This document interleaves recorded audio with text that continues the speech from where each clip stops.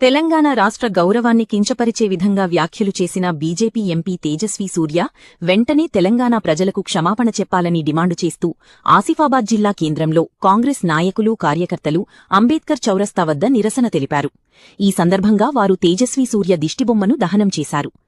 MP Tejashwi సూర్యకు వ్యతిరేకంగా పెద్ద ఎత్తున నినాదాలు చేశారు. అనంతరం డీసీసీ కార్యాలయం వద్ద ఏర్పాటు చేసిన మీడియా సమావేశంలో డీసీసీ అధ్యక్షురాలు ఆత్రం సుగుణ మాట్లాడుతూ తెలంగాణ రాష్ట్రం అనేక మంది అమరుల త్యాగాలతో దీర్ఘకాల పోరాటంతో సాధించబడిందని, ఇది ఎవరి దయ్యతోనూ ఏర్పడిన రాష్ట్రం కాదని అన్నారు. తెలంగాణ రాష్ట్ర సాధన కోసం ఎంతోమంది తమ విలువైన ప్రాణాలను బలి ఇచ్చారని, అలాంటి త్యాగాల పునాదులపై ఏర్పడినటువంటి తెలంగాణ రాష్ట్రంపై అనుచిత వ్యాఖ్యలు చేయడం సమంజసం కాదని హెచ్చరించారు.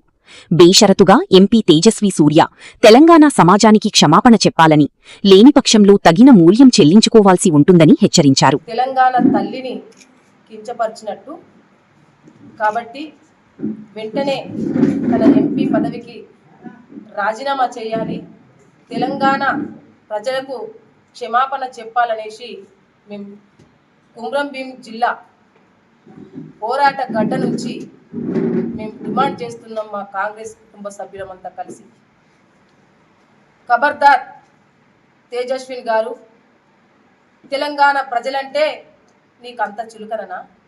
తెలంగాణ పోరాటం అంటే అంత చులకననా? తెలంగాణ పోరాటం అంటే నీకేమైనా తెలుసా? వాళ్ళ ఆకాంక్ష ఏంటో నీకు తెలుసా? ఎట్లయితే మాట్లాడినామనేసి మేము ప్రశ్నిస్తున్నాం.